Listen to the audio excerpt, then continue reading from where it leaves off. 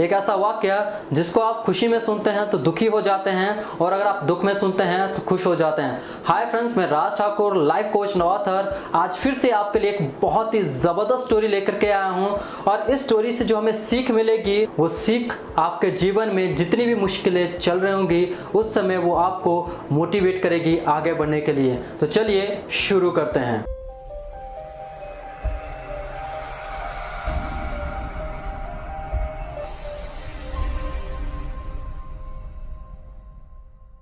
एक बार एक राजा का दरबार चल रहा होता है और उस समय एक ऋषि वहां पर पधारते हैं। तो राजा उनका बड़े अच्छे से आदर सत्कार करते हैं। जब ऋषि वहां से जा रहे होते हैं तो ऋषि उस राजा को बोलते हैं, राजन, मैं तुम्हें ये पुड़िया दे रहा हूँ। इस पुड़िया को आप तब खोलना जब आपके जीने या मरने का सवाल हो, और इस पुड़िया को संभाल करके रख लेना।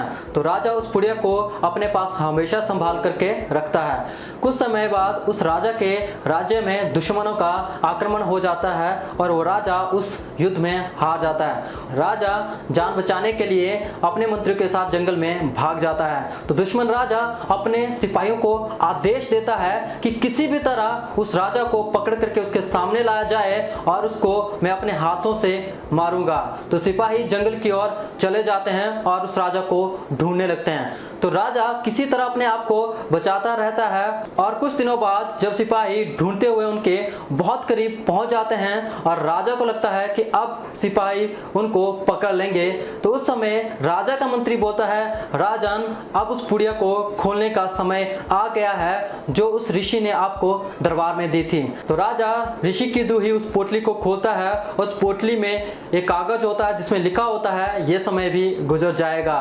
तो सौभाग्य से इस बार राजा किसी तरह बच जाता है और अब वो कोशिश करता है वो किसी तरह से उस राजा पर दोबारा से आक्रमण करे। राजा अपने मंत्रियों और बचे हुए सिपाहियों के साथ अपने दूसरे राज्य के मित्रों से हेल्प लेता है और उस राजा पर फिर से आक्रमण कर देता है। और जब वो आक्रमण करता है तो इस बार वो राजा जीत जाता है और उसको अपना राज्य दोबारा से मिल जाता है। राज्य मिलने की खुशी में राजा अपने दरबार में एक बहुत बड़ा फंक्शन रखता है और बहुत सारे लोग उस फंक्शन में आए होते हैं। तो राजा बहुत उत्साहित होकर के बोलना शुरू कर देता है कि किस तरह वो जंगल में बचे, वहां से उन्होंने कैसे अपने सिपाहियों को इकट्ठा किया और उस राजा पर आक्रमण करके कैसे दोबारा से अपने राज्य को जीत लिया।